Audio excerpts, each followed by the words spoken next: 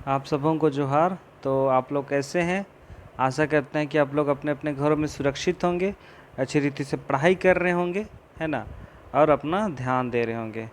तो आज हम लोग क्वेश्चन सेट का अगला में जाएंगे और हम लोग आज कुछ अलग देखेंगे। आज हम लोग प्रीवियस क्वेश्चन को लेके, जो टेट का 2012 से संबंधित है, प्रीवियस क्वेश्चन को हम लोग देखेंगे और उस पर डिस्कस करेंगे, है ना। तो आज हम लोग ज़्यादा देर ना करते हुए आज हम लोग पहले क्वेश्चन पे जाएंगे, ठीक है। पहला क्वेश्चन क्या बोल रहा है? पहला क्वेश्चन बोल रहा है कि नागपुरी पहले कौन नाम से जानल जात रहे, है ना। ये जो नागपुरी भाषा है, शुरुआती दौर में, है ना, जब नागपुरी भाषा जब विकसित होना शुरू ही हुआ था, तो उस समय नागपुरी भाषा शुरुआती दौर में किस नाम से जाना जाता था, है ना। क्या पहला ऑप्शन है गांव की बोली, सहरत्रिया, सदानी या नागपुरी हिंदी, है ना। तो इसमें से क्या बोला जाता था शुरुआती दौर में? सदानी, है ना। इसे सदानी बोली भी कहा जाता था, क्योंकि यह बोली सदानों के द्वारा ही बोला जाता था, ठीक है, समझ में आ गया। और इसका जो सदानी भाषा है, जो नागपुरी भाषा है, उसका विकास या फिर कहे तो ये 64वीं शताब्दी से शुरू हो चुका था इसका विकास, क्योंकि जो नागवंशी साम्राज्य था और उसकी ये क्या थी, राजभाषा के रूप में थी, ठीक है। अगला क्वेश्चन है, डहर ने सांप मरल रहे में ने कौन सा कारक का चिन्ह है के, है ना। ये जो डहर ने सांप मरल रहे में जो ने शब्द है ना, ने, ये बोला कौन सा कारक है? कर्ता कारक है, अपादान कारक है, संपोधन कारक है या अधिग्रहण कारक है? तो इसका आंसर क्या होगा? कर्ता कारक, ठीक है। कर्ता ने, कर्म को, करण से, है ना, ये सब जो है वही यहाँ पे बोला है कि ये कौन सा कारक है। तो इसका आंसर क्या होगा? कर्ता कारक, ठीक है। अगला क्वेश्चन है तीसरा, बिदिड़ भांग होवे कर का माने होवेला। बिदिड़ भांग कर का मतलब होवेला, यही पूछ रहा है, ठीक है। तो इसका ऑप्शन देखेंगे, सब जमा हो जाए, सब तितिर बितिर होएक, सब राइर सैर जायक, सब बर्बाद हो जाए, है ना। तो इसका क्या मतलब होगा? ऑप्शन नंबर बी, सब तितिर बितिर होएक, है ना, मतलब सब बिगड़ गया है, सब बिगड़ गया है, सब सामान इधर उधर है, मन वैसी का मतलब होता है, ठीक है। अगला क्वेश्चन है, गला कर, एक मिनट, हाँ, क्या है? गला कर पाछे अंग के नागपुरी में का कहल जाएला। जो गला होता है हम लोग का, तो गला का जो पिछला हिस्सा है उसको हम लोग क्या कहते हैं? गर्दन, नरटी, घेंचा, बरंडी, है ना। तो क्या कहते हैं इसको? गर्दन, है ना।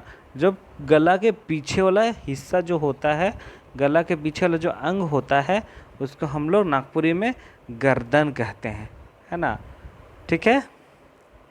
अगला क्वेश्चन है, सब कला कर संगम के कहल जाएला। संगीत कला, मूर्ति कला, चित्रकला या नाट्य कला, है ना। सब कला का संगम मतलब ऐसा कौन सा कला है जिसमें सारी कलाओं का प्रदर्शन किया जाता है ना। तो इसका आंसर क्या होगा? नाट्य कला, ठीक है। इसका आंसर होगा नाट्य कला, क्योंकि नाट्य कला में ही हम लोग सारे कुछ चीज़ को देखते हैं, है ना। डांस, नृत्य देखते हैं, चित्रकारी देखते हैं, मूर्ति कला देखते हैं, माने हर एक चीज़ को हम लोग नाट्य कला पे हम लोग देख सकते हैं, ठीक है। अगला क्वेश्चन है, पिया, सहिया, गुया, बेकैत कौन लिंग है के, है ना। ये जो है पिया, सहिया, गुया, ये सब कौन सा लिंग होता है? हम लोग देखते हैं ना, हम लोग देखते हैं शादी ब्याह में सहिया कहते हैं, गुया कहते हैं, तो सब कौन सा लिंग होता है? नपुंसक लिंग होता है, उभय लिंग होता है, स्त्रीलिंग होता है या पुल्लिंग होता है? तो इसका आंसर क्या होगा, उभयलिंग। ठीक है, उभयलिंग का मतलब वो स्त्रीलिंग भी होते हैं पुल्लिंग भी होते हैं।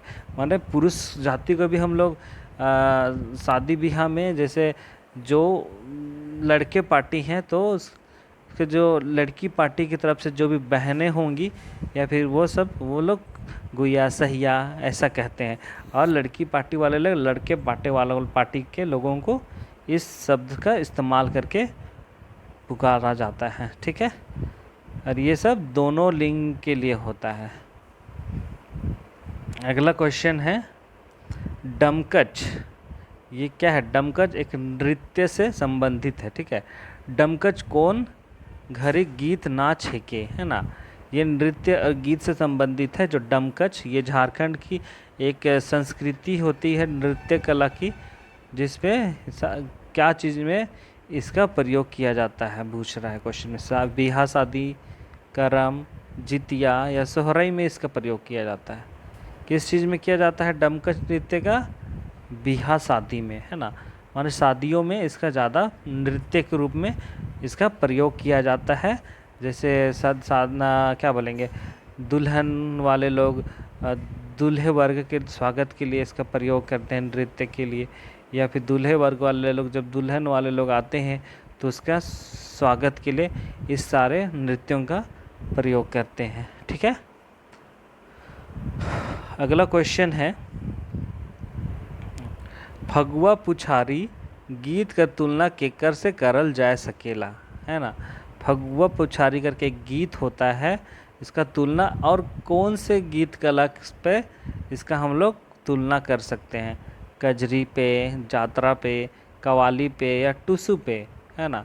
तो इसका तुलना हम लोग किससे कर सकते हैं, कवाली से, है ना। मतलब ये कवाली की तरह ही ये फगुआ पुछारी जो गीत है कवाली की तरह ही होता है ना।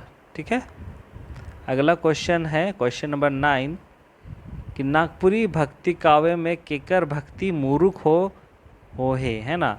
तो जो बोल रहा है कि जो भारतीय नागपुरी भक्ति का काव्य जो बनता है उस पर अधिकतर, है ना, किसकी भक्ति को देखने को मिलता है, राम सीता की, सरस्वती लक्ष्मी की, राधा कृष्ण की या शिव पार्वती की। तो इसका उत्तर होगा राधा कृष्ण की, है ना। मतलब जितने भी नागपुरी भक्ति काव्य बने हैं अधिकतर उसमें राधा कृष्ण की भक्ति पे बहुत सारे काव्य बनाए गए हैं। ठीक है, अगला क्वेश्चन है चोंगरे का सही अर्थ क्या है के, जो शब्द है चोंगरेक, है ना, चोंगरेक जो है उसका अर्थ क्या है वही पूछ रहा है। चुम्मा करेक, हाथ ढुकाएक, चोराएक या चोचमाएक। तो इसका उत्तर क्या होगा, हाथ ढुकाएक। मतलब जैसे कुछ भी गहरा चीज़ है उस पर हम लोग अपने हाथों को डाल के सामान को पहुंचाने का, चाहे बिल है ना, बिल है या थैला है, उस पर हम अपने हाथों को डालते हैं सामान निकालने के लिए, उसको क्या कहते हैं, चोंगराएक। ठीक है, अगला क्वेश्चन है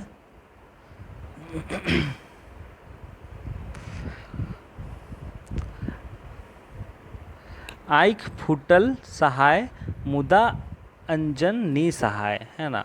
क्या बोल रहा है, ये कहावत है, आँख फूटल सहाय मुदा अंजन निसहाय। कहावत का सही अर्थ का है के, जो ये कहावत है उसका अर्थ क्या है, सौ तफलीक सही लेख, तनिक्यो दुख नि सहेक, भारी कसट में पड़े, बड़ नुकसान सहे के मुदा छूट नहीं, है ना। तो इसका अर्थ होगा बड़ नुकसान सहे के मुदा छोट नहीं, है ना। तो माने यहाँ पे बोल रहा है कि जो बड़ा नुकसान है उसको सहने से, माने छोट मुद्दा सह सकते हैं पर बड़ा मुद्दा को नहीं सह सकते हैं, है ना। माने बड़ा मुद्दा को सहने से अच्छा है कि हम छोट मुद्दा को ही सह लें, वही इसका अर्थ होगा। ठीक है, अगला है क्वेश्चन नंबर 12। क्या बोल रहा है, पावस राग कौन महीना चलते गीत गावल जायला। पावस राग कौन महीना चलते गीत गावल जायला, आषाढ़, भादो, कुंवर या अगहन माह। तो इसका आंसर क्या होगा, आषाढ़ माह में। ठीक है, आषाढ़ माह में पावस राग के गीतों को गाया जाता है ना। तो हम लोगों को ये सबको महीना को भी ध्यान देना होगा, महीना को भी हम लोगों को पढ़ना है। तो एक क्लास में ज़रूर लेके आऊँगा महीना को लेके, भारतीय महीना को लेके, क्योंकि जो भी हमारा व्याकरण होगा, चाहे हम हिंदी व्याकरण देखते हैं या फिर नागपुरी व्याकरण, तो इसमें हम भारतीय महीना जो होता है, भारतीय महीना होता है, उससे ही आधारित क्वेश्चन आता है। ठीक है, हम लोगों की जनवरी फरवरी इस टाइप से क्वेश्चन नहीं रहेगा। ठीक है, अगला क्वेश्चन है क्वेश्चन नंबर 13, नागपुरी निकल है। जो बोल रहा है कि जो नागपुरी जो भाषा है वो कहाँ से निकला है ना। प्रकृत से निकला है, अर्धमागधी से निकला है, सौर सैनी से निकला है, या देवल में कोनो नहीं। तो इसका उत्तर क्या होगा, अर्धमागधी, है ना। हम लोग जब शुरुआत में नागपुरी का परिचय पढ़ रहे थे तो उसी में हमने देखा था कि जो नागपुरी भाषा है अर्धमागधी से ही निकला है।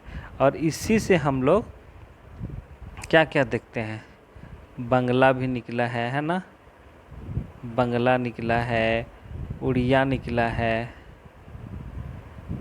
उड़िया निकला है ना। ये सारे भाषा और भी है, और भी भाषा है, पर ये सब ज़्यादा ही मतलब जो हम लोगों को याद करना, जब नागपुरी है तो इसमें हम लोग को नागपुरी को ही याद करना है कि ये जो नागपुरी है अर्धमागधी से ही निकला है। ठीक है, अगला है क्वेश्चन नंबर 13, वो माफ़ कीजिएगा 14।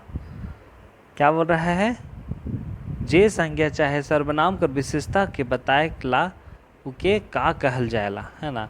क्या है ये क्वेश्चन, ये परिभाषा है ना। जे संज्ञा चाहे सर्वनाम कर विशेषता बताएला उके का कहल जाएला, उके विशेषण कहल जाएला, है ना। इसका उत्तर विशेषण होगा। ठीक है, जो विशेषता बता रहा है। ठीक है, आखिरी क्वेश्चन है क्वेश्चन नंबर 15, नागपुरी में अति सम्मान सूचक होए। मतलब जो नागपुरी भाषा है अति सम्मान, मतलब जो सम्मानीय लोग होते हैं, सबसे बड़े, है ना, सबसे बड़े जो बड़े पद सब में होते हैं, जैसे पुरोहित, शिक्षक, वैज्ञानिक, है ना, मंत्री, ये सब का सम्मान सूचक क्या होता है, तोय होता है, रौरे होता है, अपने होता है, या तमे होता है। तो क्या होता है, अपने, है ना।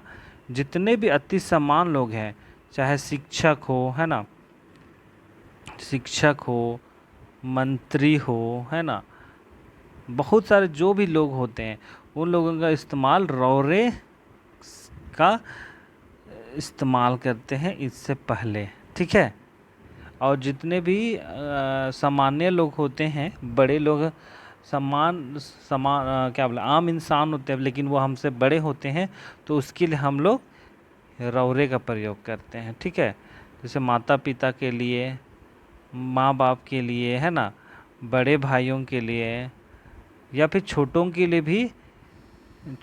लिए भी इसका इस्तेमाल किया जाता है रौरे का। ठीक है, तो इतना समझ में आ गया। तो आज का ये प्रीवियस क्वेश्चन जो था टेट 2012 से था, उस पे हम लोग आज आधारित कुछ क्वेश्चंस को देखे हैं। तो कल हम फिर टेट 2012 से हम कुछ प्रीवियस क्वेश्चन जो बाकी हैं उसको फिर लेके आएंगे। तो आप लोग बने रहिए जेके स्टडी के साथ और अच्छी रीति से पढ़ाई कीजिए, क्योंकि अभी तक नोटिफिकेशन, ऑफिशियल नोटिफिकेशन नहीं आया है, पर जैक बोर्ड के जो अध्यक्ष हैं उनके द्वारा ये कहा गया है कि जुलाई में फॉर्म भराने का कार्य स्टार्ट होगा, नोटिफिकेशन सब आएगा और सितंबर में एग्ज़ाम होने की संभावना है, ऐसा बोला है। पर अभी तक ऑफिशियल वेबसाइट नहीं आया है, पर फिर भी हम लोगों को तैयार रहना है और पढ़ाई को जारी रखना है। ठीक है, तो हम लोग कल फिर मिलते हैं। बने रहिए जेके स्टडी के साथ और अपना ध्यान दीजिए, पढ़ाई कीजिए और औरों का भी ध्यान दीजिए। बहुत बहुत धन्यवाद।